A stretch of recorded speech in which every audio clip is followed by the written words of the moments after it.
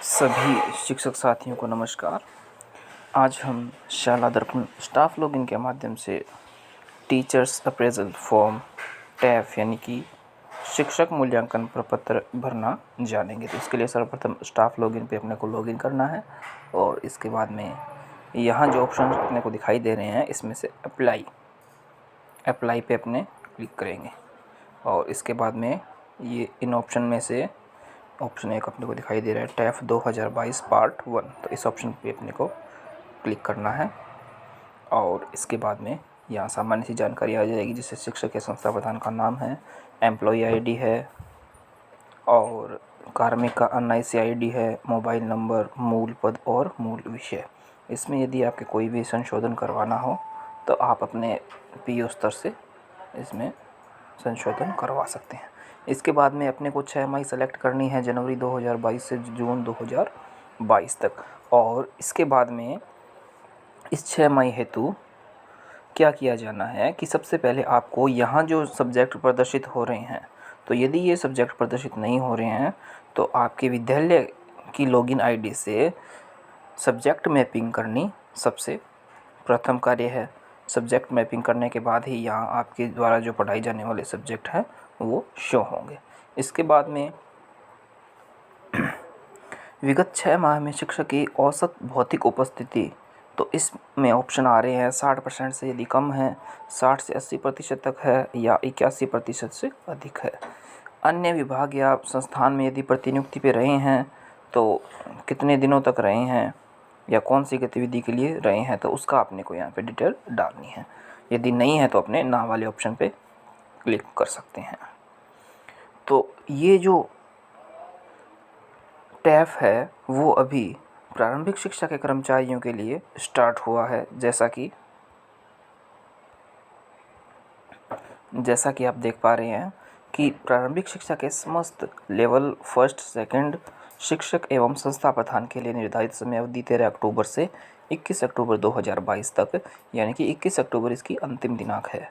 और इसके बाद में है माध्यमिक शिक्षा के अध्यापक लेवल 1 व लेवल 2 व समस्त वरिष्ठ अध्यापकों के लिए निर्धारित समय अवधि है 27 अक्टूबर से 4 नवंबर 2022। और माध्यमिक शिक्षा के जो व्याख्याता है, संस्था प्रधान है, मॉडल विद्यालय के शिक्षक है, संस्था प्रधान है, पीईओ या यूसीसीओ है, तो उनके जो टीचर्स अप्रेजल फॉर्म है वो 7 नवंबर से 14 नवंबर तक भरे जाएंगे। इसके बाद में हम देखते हैं 1.3 नंबर पॉइंट क्या बता रहा है कि कृपया अपने कार्य निष्पादन को नीचे दिए गए मापदंड के अनुसार 1 से 5 तक स्वयं रेटिंग दें। यानी कि आपके द्वारा जो कार्य किया गया उसको खुद की खुद रेटिंग देनी है। यानी कि आप 5 नंबर यदि खुद को दे रहे हो 5 में से तो उत्कृष्ट हो जाएगा वो, और 4 नंबर दे रहे हो तो बहुत अच्छा की श्रेणी में है, 3 नंबर है तो अच्छा है, 2 नंबर है तो औसत माना जाएगा और 1 नंबर यदि अपने आप को दे रहे हो तो औसत से कम है। इसके बाद में ये जो सभी बिंदुवार आप पढ़ के और फिर इनमें अपने आप को स्वयं नंबर दे सकते हैं। इसके बाद में 1.4 है कि शिक्षक या संस्था प्रधान के उक्ता निष्पादन सूचकों के आधार पर नियंत्रण अधिकारी द्वारा शिक्षक या संस्था प्रधान को दी गई ग्रेड, यानी ये अपने से संबंधित नहीं है, इसको अपने को कुछ नहीं करना है। इसके बाद में संस्था प्रधान के कार्य का समग्र मूल्यांकन नियंत्रण अधिकारी संबंधित कॉलम में टिक या लघु टिक हस्ताक्षर करें। तो इसमें अपने को कुछ करने वाली बात यह है कि संस्था प्रधान के कार्य का समग्र मूल्यांकन, तो ये अपने को नहीं करना है, मूल्यांकन करेंगे नियंत्रण अधिकारी। और इसके बाद में नियंत्रण अधिकारी का यहाँ पे नाम आएगा, जो आपके पीयू है उनके, और उनके यहाँ पे मोबाइल नंबर। तो ये तो हो गया इसका पार्ट 1। और इसके बाद में पार्ट 2 है, इसमें अपने को क्या करना है जानते हैं।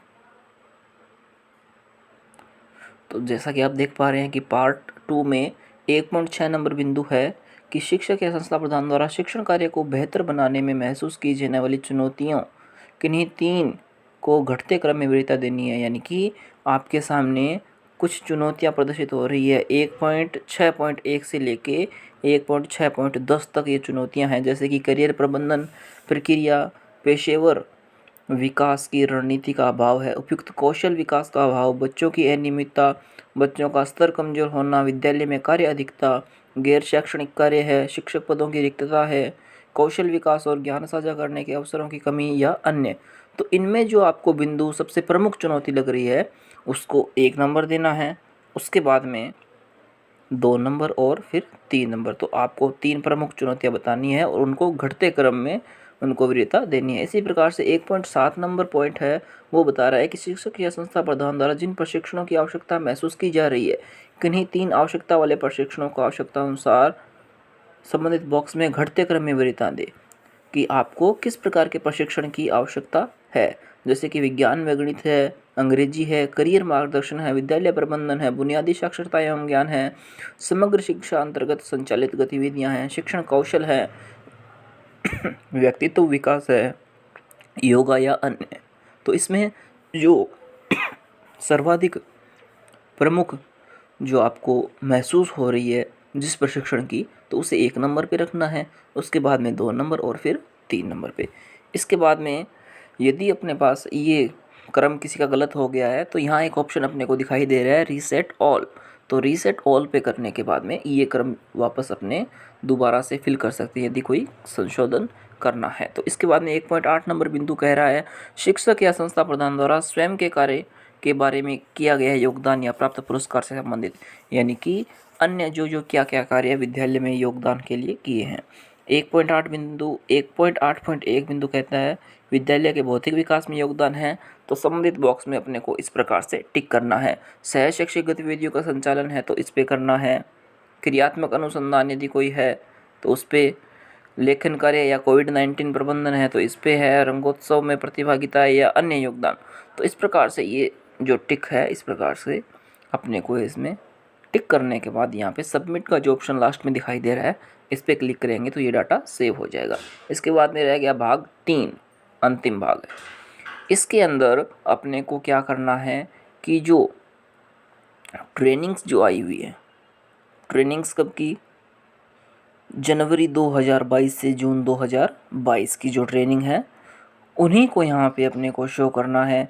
और उन्हीं ट्रेनिंग्स में से जो RJFLN ट्रेनिंग जो हुई थी, तो RJFLN 7 से लेके RJFLN 12 तक ट्रेनिंग है, वो इस दौरान, इस 6 माही के दौरान हमने प्राप्त की हैं। जिन शिक्षक साथियों ने ये ट्रेनिंग प्राप्त की है तो वो इसमें एंट्री कर सकते हैं। इसके अलावा जो भी अन्य ट्रेनिंग्स प्राप्त की हैं तो वो भी इसमें आप इसमें डिटेल डाल सकते हैं।